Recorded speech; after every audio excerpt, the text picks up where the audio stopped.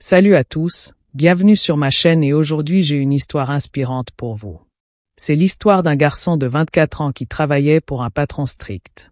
Il n'avait pas de famille, ses parents étaient décédés, la vie était dure.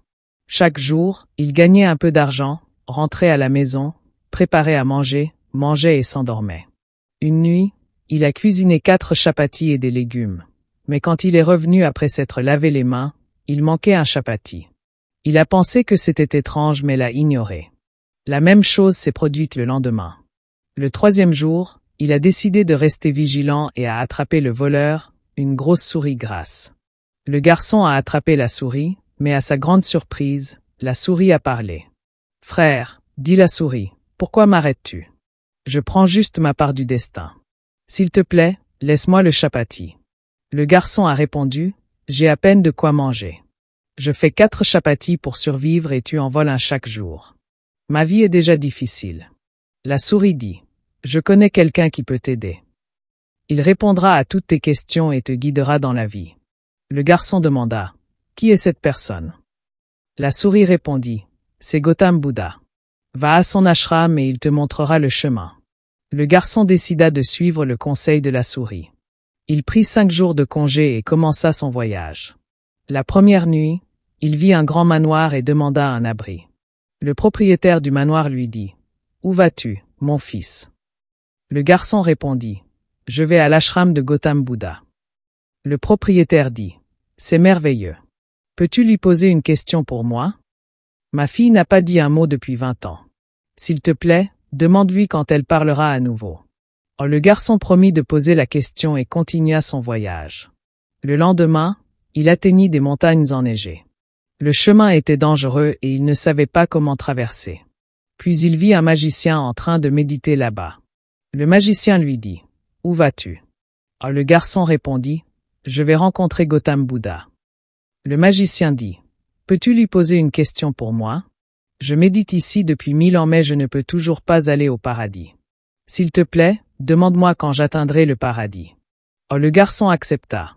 Le magicien utilisa sa magie pour aider le garçon à traverser la montagne. Plus tard, le garçon arriva à une grande rivière.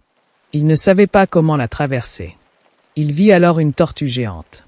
La tortue lui dit, « Où vas-tu? » Le garçon répondit, « Je vais rencontrer Gautam Buddha. » La tortue répondit, « Je suis dans cette rivière depuis 500 ans essayant de devenir un dragon.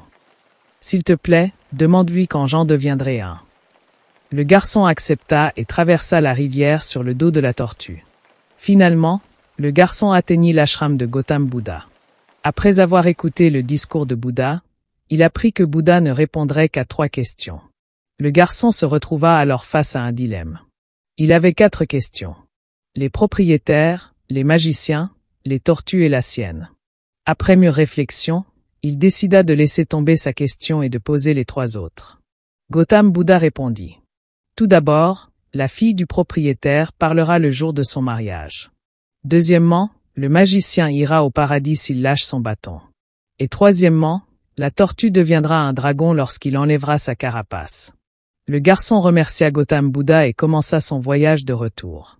Il dit à la tortue, « Bouddha dit que tu deviendras un dragon si tu enlèves ta carapace. » La tortue enleva sa carapace et se transforma en un magnifique dragon.